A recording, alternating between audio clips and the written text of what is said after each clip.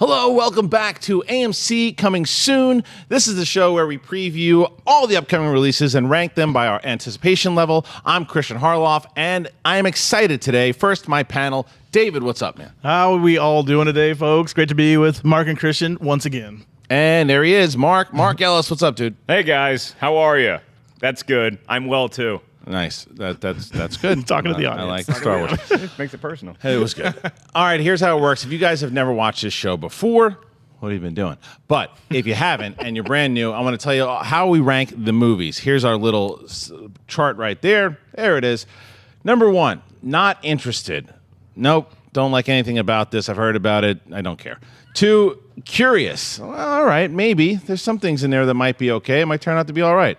3, seeing it. I've heard enough. I want to go check it out. 4, opening weekend. Boy, am I excited for this one. And 5, camping out. I shouldn't even be talking to you. I should be camped out waiting for this movie. Now, the first one, we talked about Chocolate City a little while ago. Magic Mike XXL. Here we go. It's the sequel to Magic Mike. The original was directed by Soderbergh. Not this time. Directed by Gregory Jacobs. It stars Elizabeth Banks, Channing Tatum, Amber Heard. Synopsis is 3 years after Mike bowed out of the stripper life at the top of his game, he and the remaining Kings of Tampa hit the road to Myrtle Beach to put on one last blowout performance. For me, I'm going 3. I'll go seeing it. Now, when the original trailer came out, I was curious because of the director. I said, I don't know, to have Gregory Jacobs doing this one, and not the reason why I liked the first one at all was because Soderbergh directed it. I said to myself when that one had come out, I'm not going to like this movie. This is definitely not for me. But Soderbergh made it a really interesting movie, and Tatum was really, really good in the movie as well too. Now, what I hear is that Soderbergh is the director of photography and is consulting. So he's going to be there to help out. He's going to be very involved in the process. So that's why I'm interested. And the trailers so far have been okay enough to see what they do. I think it's going to miss McConaughey. I think Jada Pinkett Smith is now playing that kind of role. So I want to see how she fills into it. So I'm a little bit above curious. I'll go seeing it. But David, what do you think? I'm a 2 with this one. I just, without Soderbergh, even though I know he is somewhat involved, it just doesn't interest me as much. 2, and it just feels like a cash grab. Does Magic Mike need a sequel? And I'm not gonna hate the studio for getting, this it did well. I mean, they should make a sequel, but I just don't know if that's for me then that I want to go see that. I take the first one, take my Soderbergh, and if I want to see Soderbergh now, I'll go check out his show on Cinemax right now, which is really good. So I mean, right now for me, without Soderbergh, it's just a 2 for me. Mark? Yeah, I'm curious as well. Usually, I'm a sucker for sequels for a film that I initially liked. I thought the first Magic Mike was really good. It was surprising how much I liked it. This one, the trailer, it seems a little generic. It seems like they are just in it for the cash grab. And it's fine. They're going to Myrtle Beach, which is the perfect place for this film to take place. If it's a bunch of male strippers getting back together for one last ride at the Crazy Horse or wherever they're going, it just doesn't sound like something that I need to rush out to a movie theater to see. I mean, that's the huge barometer between curious and seeing it, is that I'm going to pay the $15 that I mowed lawns all summer for to go check this movie out. I'm going to let Kristian go see it. Then he's going to tell me if I need to pay my money to check it out. I totally get it. I think that who they're going after women. I think women will see this movie. I think this is going to be like the Avengers for women, and I think that it's smart. And I think that people get excited seeing this. And we will see how it turns out. I hope again that Soderbergh absolutely has an influence in it, and we'll see whether or not he does. So that's the first one. Now another sequel. It's the fourth one, fifth. My goodness, the fifth one already. It's Terminator Genisys, directed by Alan Taylor of Game of Thrones fame and Thor: Dark World. Stars Arnold Schwarzenegger, Emilia Clarke, and Jai Courtney. Synopsis: after finding himself in a new timeline, Kyle Reese teams up with John Connor's mother, Sarah, and an aging Terminator to try and stop the one thing that the future fears: Judgment Day. David, how are we feeling about it? Who doesn't fear Judgment Day? That is a day I'm not looking forward to.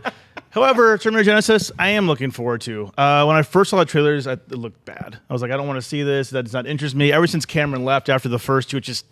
They haven't been able to recapture that magic. I mean, obviously Terminator, the first one was great, and Judgment Day was awesome. So I don't know, but this one looks good. And we have Alan Taylor coming back. Game of Thrones. Also have Daenerys Targaryen herself, Emilia Clarke. I don't know the accent.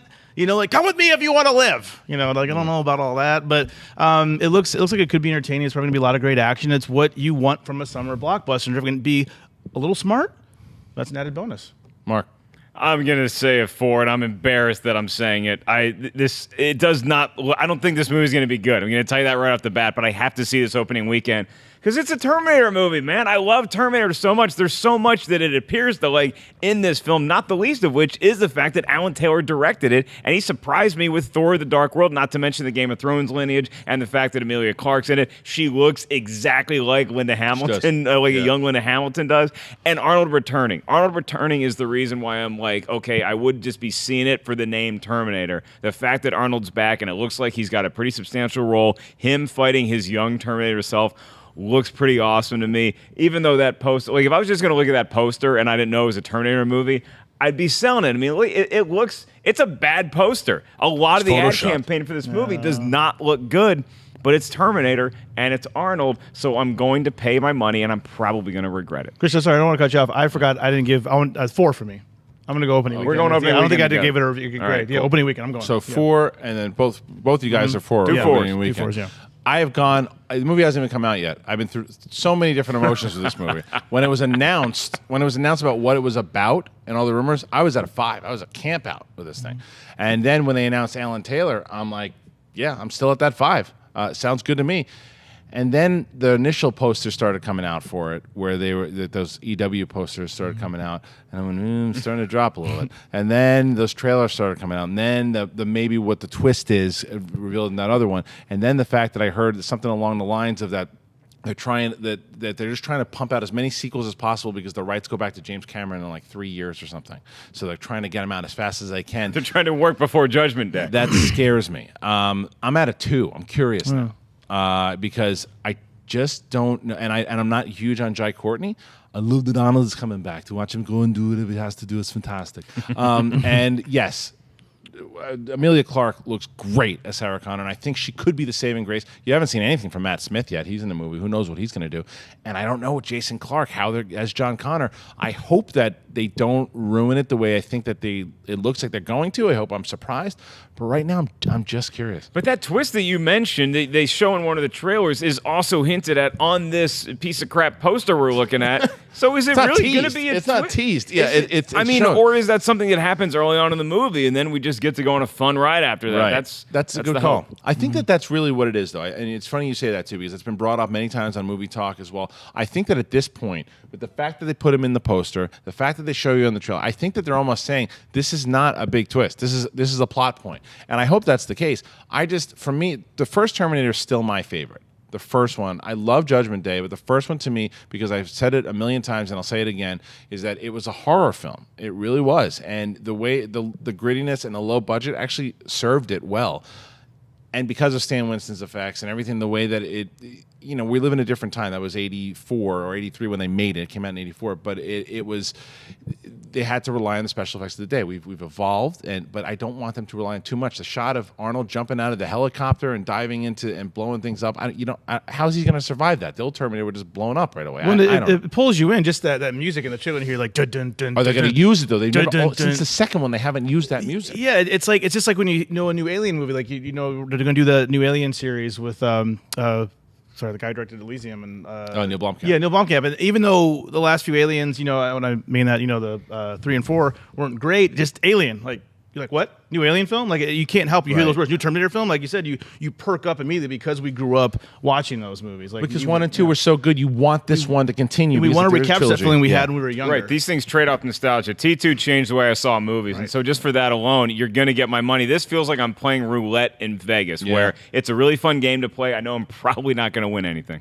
All right. Next up is Faith of Our Fathers. This is directed by Carrie Scott. It stars Kevin Downs, David A.R. White, and Stephen Baldwin. Welcome back, Stephen. Synopsis. With the Vietnam War raging in 1969, 2 young fathers report for duty, a man of great faith and a doubtful cynic.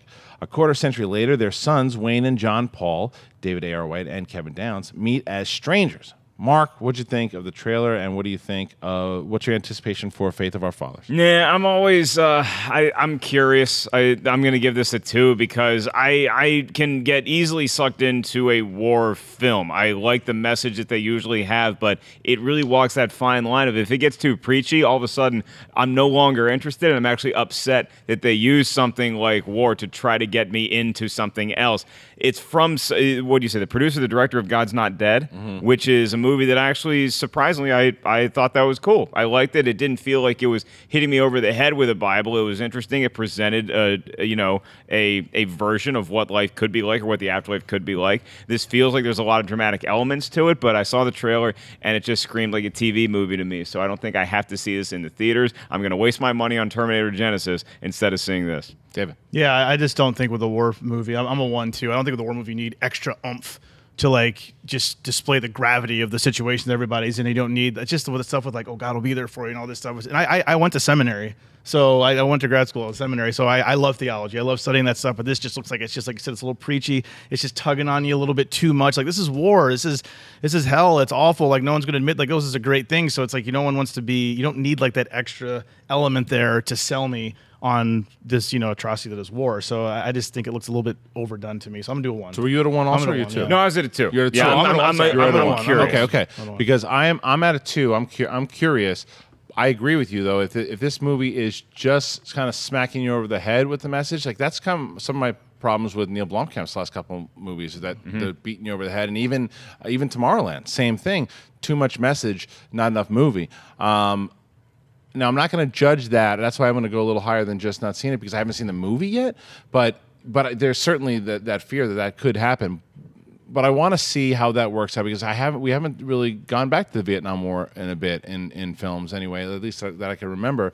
To see a movie maybe explore that, and to see how I don't mind adding in the mixture of religion, because I know that that's a way a lot of people got through the war for sure, and it does bring a lot of families together, absolutely. To see how this does, and how and if it's an element, and if it's part of the story that furthers it along, and that's how these kids kind of form a bond, and how they realize that their families form a bond. Okay, but I'm agreeing with you guys 100% that you can't. Every other thing can be, and then this came from the Bible, and then this, and it's like, and it becomes like a theology lesson. I don't need that. I need it to pertain to the story and add and give the whole story juice. It's not just the theological angle either, that I think it's such a fine line when it comes to war movies. I mean, last week I gave the Dog Coming Back from Afghanistan movie, and I'm going to see it opening weekend. There's just something that you feel with movies where you as the viewer are in charge of whether you feel like they're tugging at your heartstrings, and whether that feels good, or whether you feel like they're pulling the wool over your eyes. And sometimes I really get intrigued by a Vietnam movie or something like that, but other times I see a film, and whether it's like Michael Bay making Pearl Harbor, or it's somebody doing a film about 9/11, where I feel like you're just throwing this in there to make me extra emotional, and that repels me as a viewer. So right now, I'm just curious. All right. Well, here comes the barn burner. The last one on the list is called Stung. The director is Benny Diaz. It stars Clifton Collins Jr., Jessica Cook, Tony DeMeyer. Synopsis: a fancy garden party turns into an upper-class prey when a colony of killer wasps mutates into 7-foot-tall predators. Where is the big show? So for me, I'm going to go ahead and I'll start with this one. This is a big not interested. This is a 1. But the only reason if I was going to go to Curious is because of Clifton Collins Jr. I love that dude. He's a great actor. He is always great. He looks super creepy in this movie. Now, maybe there are elements of humor that can play into this, and it turns into what we were talking last week or the week before about the zombie movie that Anton Yelchin was in. But, the ex-girlfriend. Yeah, the same thing, that this could be a movie. There you go. I thought this was going to be some silly B movie, and it was, but it was a fun silly B movie that I wound up laughing. But the trailer itself, it's hard enough to read the synopsis and not laugh and take it seriously. But maybe that's what they're going for. Maybe we come out and go, this is a cool little movie, like the movie that was the one Joss Whedon did, where he the Shakespeare one? No, the zombie movie. The monster movie, the one with Chris Hemsworth.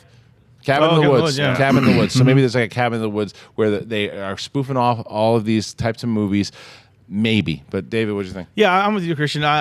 I'd go to just a 2 because I used to have a group of friends in college I used to hang out with, and we would get together on Friday nights and watch like B, horror movies, silly, scary movies. Just sit there and have popcorn and, maybe a drink or two and just laugh. Right. And I think this could be one of those films. It doesn't have to be good, but it could be, as long as it doesn't take itself too seriously, I think it could be enjoyable. So I'm curious. It could be one of those movies you could sit back but again, do you want to go out in the theater and rush to see it, or maybe wait till you can watch it at home and have some popcorn, have your friends over, and just kind of laugh? Mark? Yeah, for whatever reason, for me as a viewer personally, horror films that wink in themselves and have fun with their silly source material is so much more enjoyable to watch than an action film that tries to do the same thing. I'm seeing this movie. Wow. I'll tell you why. Lance Henriksen back in a horror film. Lance Henriksen is the guy that you would cast. If you needed a guy to be in a horror movie, I don't even think you have to pay him. I don't even think that he knows he's in the movie. He just got invited to a dinner party where giant wasps might show up. I'm seeing this movie. I totally might leave in the middle of it because once the reveal happens and we see this monster that we're going against and a bunch of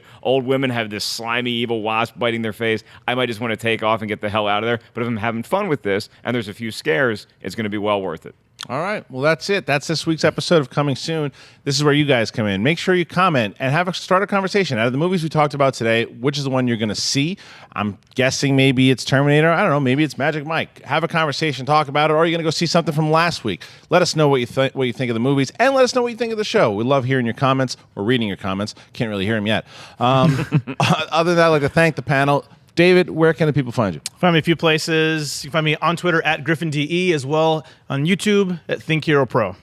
Mark Ellis, Yes. where can they find you? Oh, thanks for asking. You're welcome. At 5150 Ellis on Twitter and Instagram. And you can check out Kristian and I's movie show on YouTube, Schmoes Know. Subscribe to our YouTube channel because we're trying to get to 200,000 by the July 1st. So we got a couple days left. Kick it in. Can you do it? Can you get us to over 200,000? Hit that subscribe button. But make sure you follow me, please, Kristian Harloff, at either Twitter, Instagram, Periscope, the whole thing. I'd like to thank you guys. Check in next week. Another episode of Coming Soon.